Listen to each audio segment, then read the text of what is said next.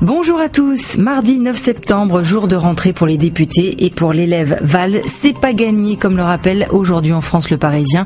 Impopularité record de Hollande, remaniement catastrophique, quoi qu'à répétition, le Premier ministre va devoir naviguer à vue et surtout négocier pied à pied. Objectif, trouver suffisamment de députés pour voter ces réformes, car dès mardi prochain, il doit obtenir la confiance d'une majorité très divisée.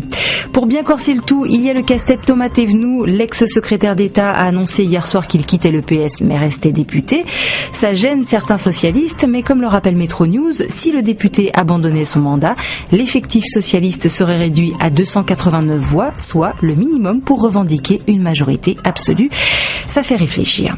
Il ne faut donc pas se fier au sourire de Manuel Valls lors de sa visite à l'italien Matteo Renzi. Le PS est un parti en déliquescence, dixit Le Monde. Militant déçu, assommé, déboussolé, je n'ai jamais vu une telle ambiance en 25 ans, une telle colère froide. Il se demande à quoi bon être socialiste, explique un responsable de l'Aube. À droite, tout n'est pas rose, si je puis dire, surtout pour Nicolas Sarkozy, touché selon Libération par une nouvelle affaire. L'ex-président aurait usé de son influence d'homme d'État pour faire fortune. En revenant officiellement dans l'arène politique, Nicolas Sarkozy ne pourra plus se contenter de ses sympathiques cartes postales pour s'adresser aux Français. Il va devoir répondre à toutes les questions qui fâchent, décrypte Alain Auffray. Si les cotes de popularité des hommes politiques ne sont pas à la hausse, les salaires non plus. En 2015, les augmentations devraient rester modérées, pas plus de 2,6%. La bonne nouvelle, selon les Échos, c'est que l'inflation est faible. Résultat, le pouvoir d'achat des salariés devrait malgré tout progresser.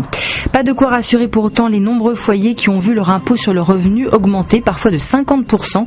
Selon Le Monde, en 2013, plus d'1 million de foyers ont demandé une ristourne au fisc, soit une augmentation de 20% en 2 ans. Et ce sont les classes moyennes qui paient le plus lourd tribut.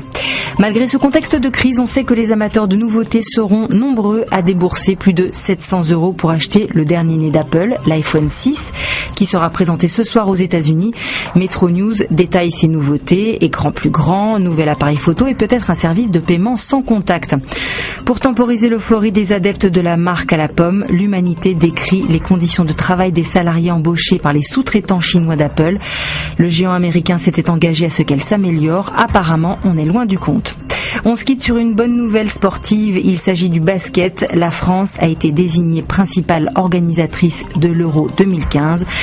Une nouvelle résumée par Tony Parker. C'est juste énorme. Allez, on vous souhaite une bonne journée. À demain.